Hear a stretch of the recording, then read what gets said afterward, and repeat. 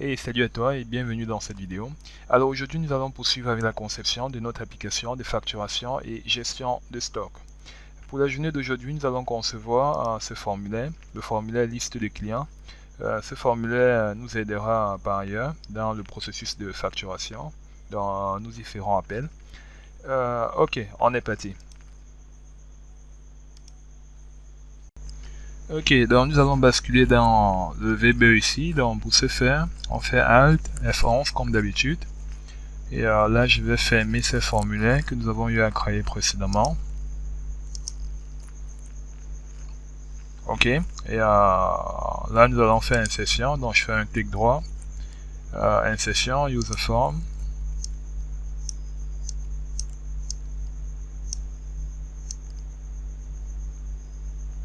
C'est mon user form qui se présente ainsi. Là, nous allons agrandir légèrement cela. Ok. Et là, on a notre libellé.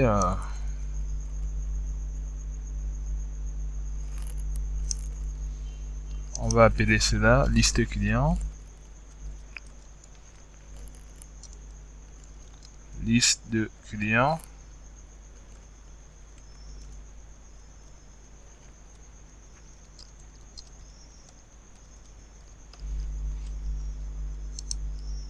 Je vais augmenter ici la taille. On va modifier ici. On va manipuler sa propriété font. Ok.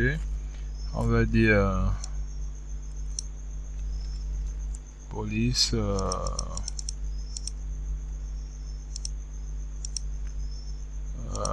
Britannic Bold. On va prendre ça, augmenter à 24. Ça donne. Ok. Je vais augmenter à nouveau la taille. Disons 28. Que ça donne.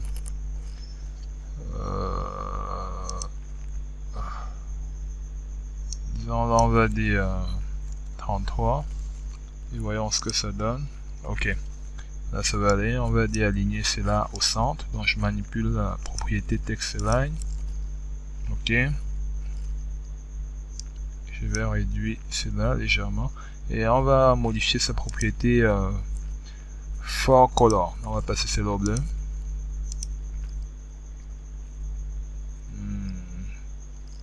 Ok, on va passer ceci au blanc. Et on va modifier sa propriété backcolor qu'on va passer au bleu. Ok. Également, on va ajouter ici une list box. Là, je vais ajouter un second.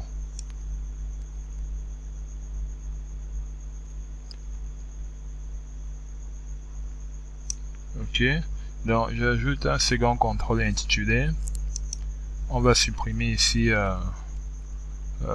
son caption dans le libellé. Et on va passer la couleur ici au bleu. Backcolor, on va passer au bleu.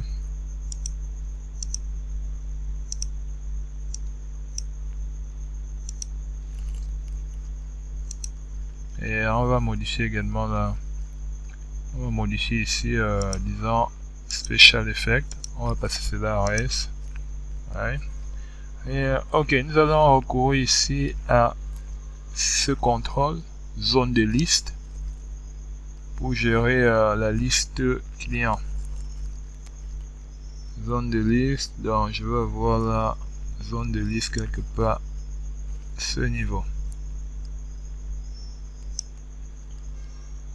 Ok, alors je vais réduire cela.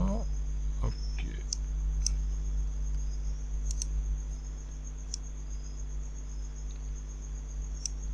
Ok, et là on va avoir ici des intitulés.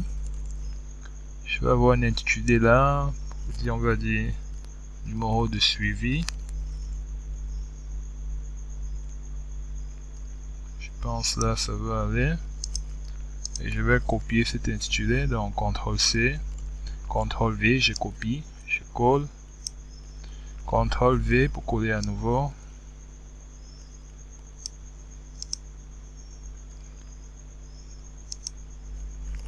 Alors, je vais modifier tout simplement ici Je vais sélectionner ces trois libellés.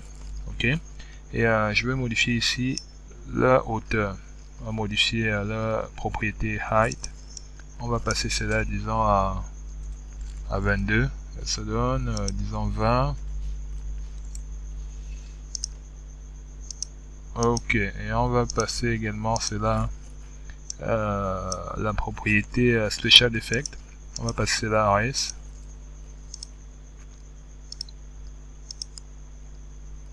Et là, nous allons modifier. Pour le premier, on va modifier la propriété Caption. On va dire numéro de suivi.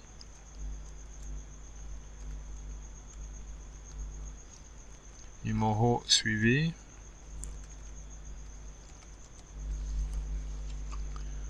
Le second, on va modifier là également. On va dire propriété Caption. On sélectionne, on va dire non. Et le troisième, on va sélectionner également, modifier la propriété Caption. On va dire prénom.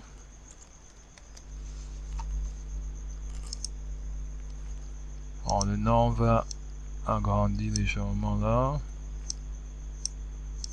Le prénom sera juste là.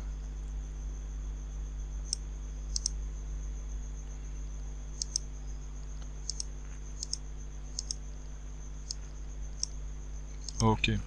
Et je vais sélectionner ces trois éléments. On va les passer. On va passer la couleur de fond bleu, donc backcolor. Et la propriété forecolor, on va passer cela au blanc. Et on va en profiter pour augmenter la taille de police.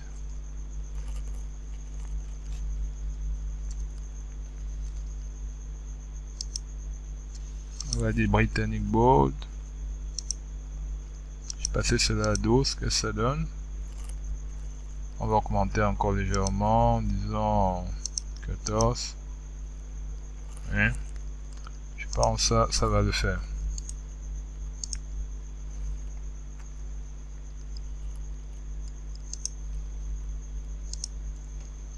Ok, donc si on lance ce formulaire, comment ça présente?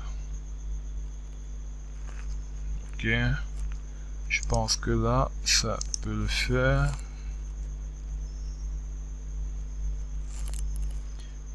Ok, là on va modifier également le nom du formulaire. On va dire là liste client.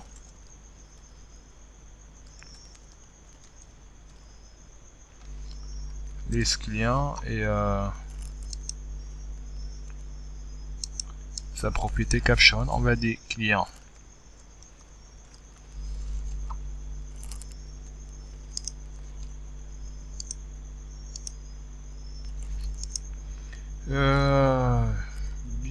Bien. Et on va ajouter juste à la fin.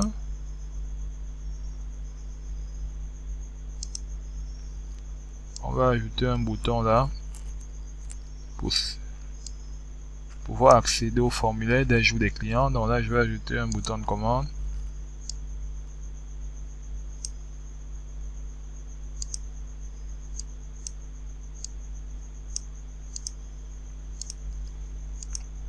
On va dire là, nouveau.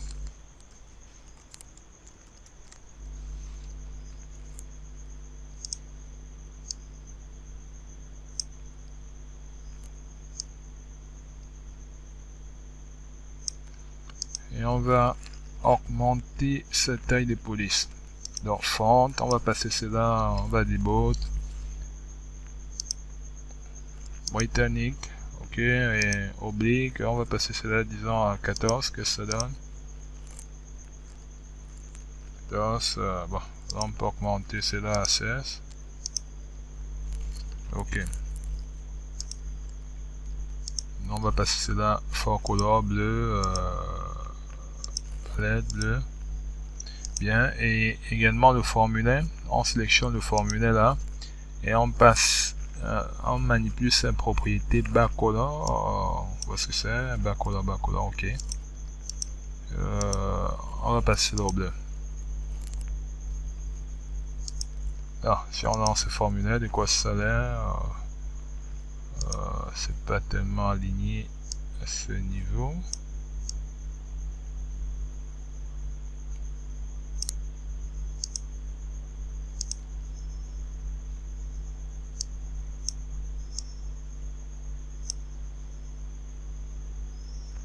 là je sélectionne le bouton.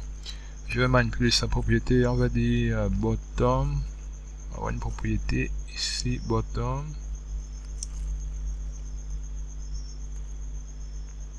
Ou disons top. Top, ce qui nous permet ici de manipuler sa distribution verticale. Donc je vais pousser légèrement cela vers le bas. Je vais passer cela à 82, ce qui va pousser légèrement cela vers le bas. Ok. Également en left, je vais manipuler left. Je vais pousser cela ici, dans left gauche. Donc je vais pousser cela à 86 pour pousser légèrement cela vers la droite.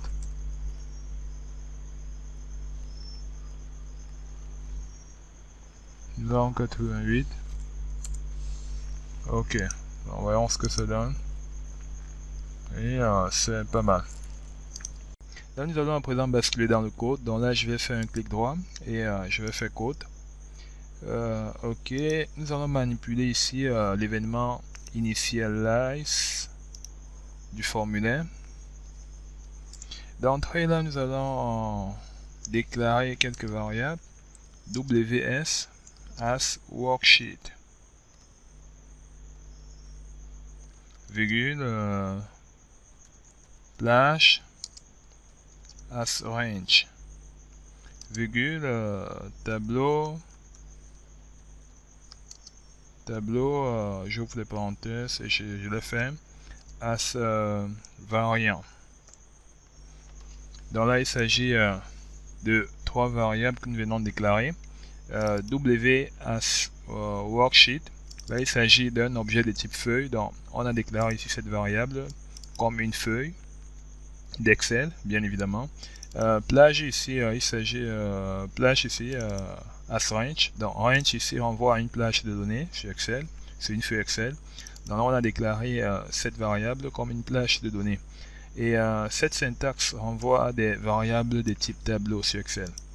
Donc là, on a déclaré cette variable comme un tableau qui pourra ici stocker tout type de données. Des données de type numérique, des données de type textuel, des données de type date, etc.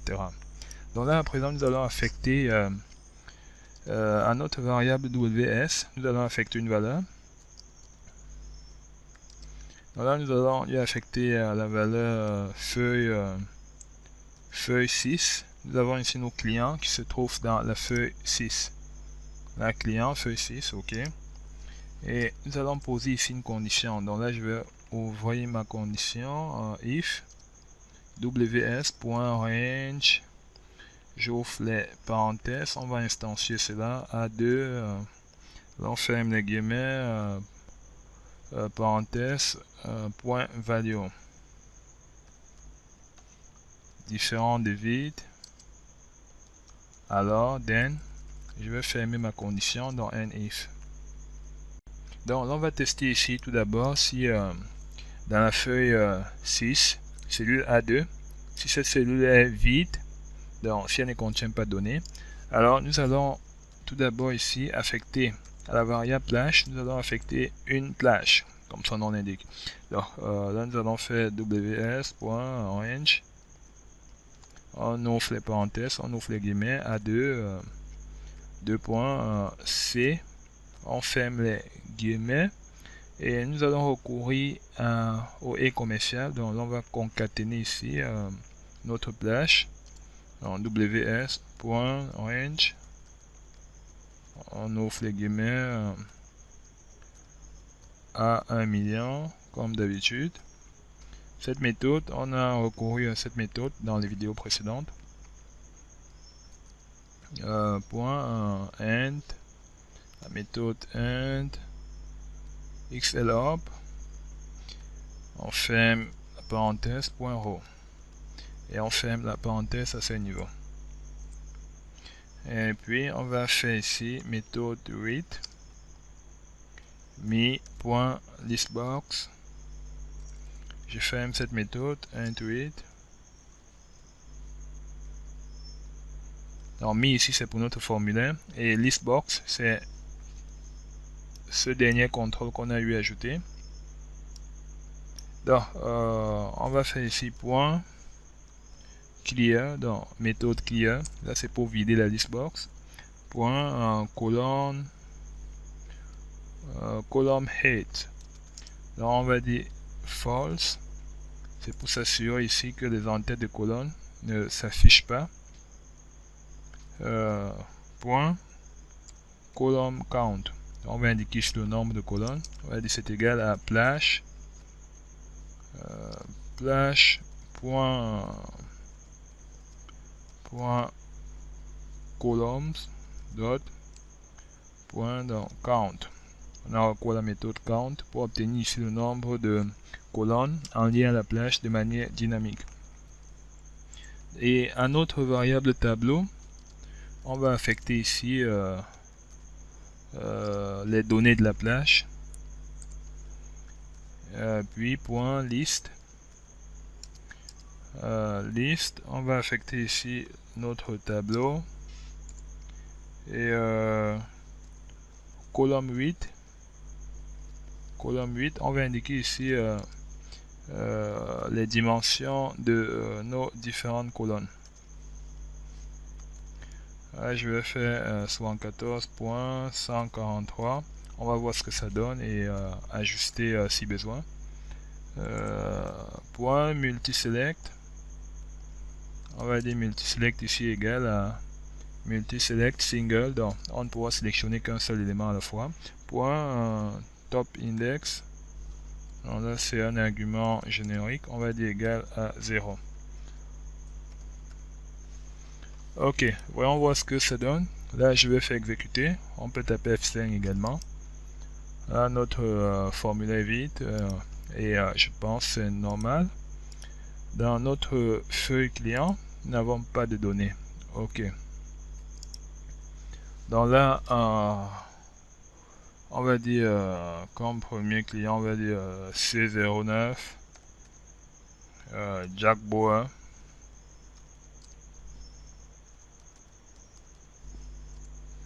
Comme second client, on va dire C10. On va dire Sarah Lopez.